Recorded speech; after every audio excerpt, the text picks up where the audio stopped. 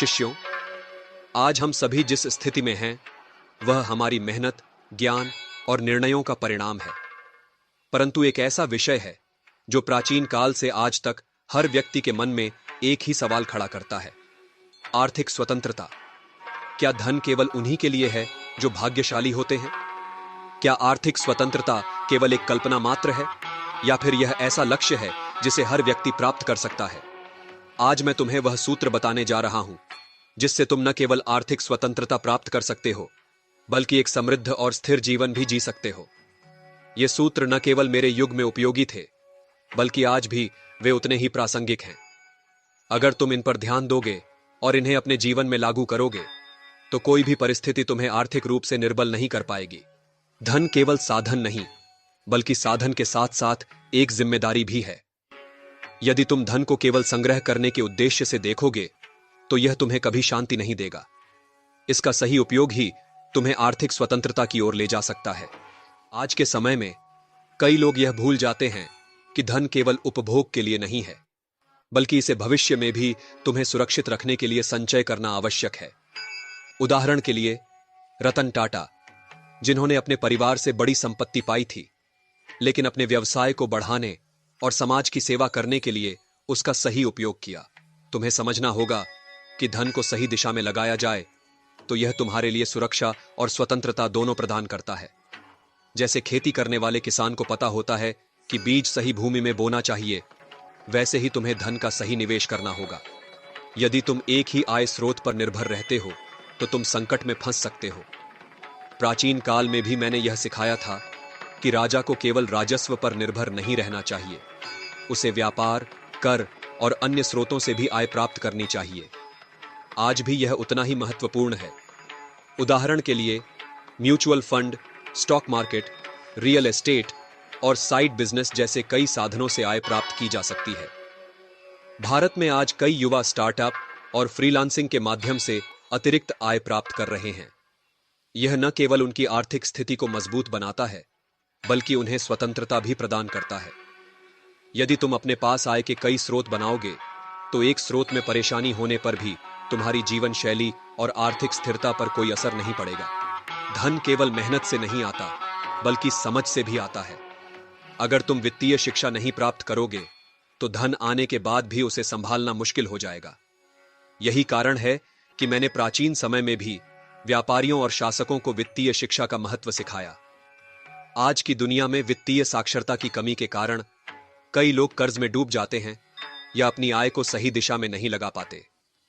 उदाहरण के लिए, विजय माल्या, जिन्होंने बहुत बड़ी संपत्ति अर्जित की थी, लेकिन वित्तीय अनुशासन की कमी के कारण वे दिवालिया हो गए। अगर तुम वित्तीय अनुशासन और सही निवेश के तरीकों को सीखते हो, तो यह तुम्हें बचा सकता है। सुनिश्चित करो कि तुम नियमित रूप से अपने खर्चों को मॉनिटर करते हो, बजट बनाते हो और निवेश के विभिन्न विकल्पों को समझते हो। इससे तुम धन के वास्तविक मूल्य को समझोगे और इसे बढ़ाने की दिशा में काम करोगे। आर्थिक स्वतंत्रता प्राप्त करने के लिए यह महत्वपूर्ण है कि तुम अल्पकालिक और दीर्घकालिक दोनों लक्ष्यों के बीच संतुलन बनाओ। यदि तुम केवल वर्तमान में जीने का सोचोगे, तो भविष्य में समस्याओं का सामना करना पड़ेगा। और यदि तुम केवल भविष्य की चिंता में रहोगे, तो वर्तमान का आनंद नहीं ले पाओगे। वर्तमान में अनेक लोग बिना सोचे समझे खर्च करते हैं, जिससे वे भविष्य में कर्ज में डूब जाते हैं। उदाहरण के लिए, कई लोग बिना बजट बनाए क्रेडिट कार्ड का इस्तेमाल करते हैं और बाद में कर्ज में फंस जाते हैं। दूसरी ओर, जो लोग समझदारी से अपने खर्चों का प्रबंधन करते हैं और सही निवेश करते हैं, वे धीरे धीरे लेकिन निश्चित रूप से आर्थिक स्वतंत्रता प्राप्त करते हैं। तुम्हें समझना होगा कि अल्पकालिक खुशियों का त्याग करना कभी-कभी आवश्यक होता है, ताकि दीर्घकालिक स्वतंत्रता प्राप्त की जा सके। धन को केवल बचाना पर्याप्त नहीं है, उसे बढ़ाने के लिए निवेश करना जरूरी है। लेकिन निवेश करते समय जोखिम का सही अनुमान लगाना भी उतना ही महत्वपूर्ण है।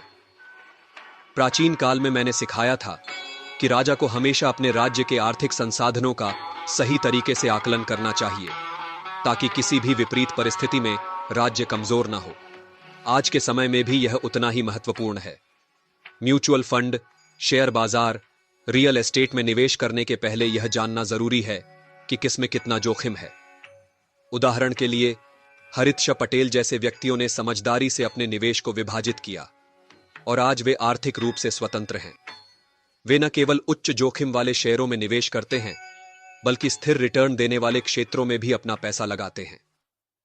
निवेश का मूल मंत्र यह है कि कभी भी केवल एक जगह सारा पैसा मत लगाओ। अपने निवेश को अलग अलग क्षेत्रों में बांटो, ताकि किसी भी एक जगह से नुकसान होने पर तुम्हारी संपत्ति को बहुत अधिक नुकसान न हो। आर्थिक स्वतंत्रता एक ऐसी स्थिति है जो तुम्हें आत्मनिर्भर बनाती है। यह तुम्हें न केवल धन का सही प्रबंधन सिखाती है, बल्कि जीवन में स्थिरता और संतोष भी प्रदान करती है। जो व्यक्ति आर्थिक रूप से स्वतंत्र होता है, वह समाज में सम्मान प्राप्त करता है और उसकी निर्णय क्षमता भी मजबूत होती है। मेरे इन 5 सूत्रों को ध्यान में रखो। धन का सही उपयोग करो, आय के विभिन्न स्रोत बनाओ, वित्तीय शिक्षा प्राप्त करो, अल्पकालिक और दीर्घकालिक लक्ष्यों का संतुलन बनाओ और समझदारी से निवेश करो। यदि तुम इनका पालन करोगे, तो कोई भी परिस्थिति तुम्हें आर्थिक रूप से कमजोर नहीं कर पाएगी। आज का समय भले ही बदल गया हो, लेकिन जो सिद्धांत मैंने तुम्हें दिए हैं, वे अनंत हैं। वे तुम्हें हर स्थिति में आर्थिक स्वतंत्रता प्रदान करेंगे। मैं विष्णुगुप्त, जिसे आप चाणक्य के नाम से जानते हैं, आज भी आपके बीच अपने विचारों और सिद्धांतों के माध्यम से जीवित हूं। मेरे व्यक्तित्व से प्रभावित मेरे ही एक शिष्य ने मेरी पुस्तकों और ऐतिहासिक प्रमाणों के द्वारा आर्टिफिशियल इंटेलिजेंस की मदद से मेरी विचारधारा को आज के कालखंड में पुनः जीवंत किया है। यदि आप भी मुझसे कोई प्रश्न पूछना चाहते हैं, तो कमेंट बॉक्स में लिखकर पूछ सकते हैं। मैं अपने ज्ञान, आदर्श और विचारों के अनुसार उनका उत्तर देने का प्रयास करूंगा। जय अखंड भारत।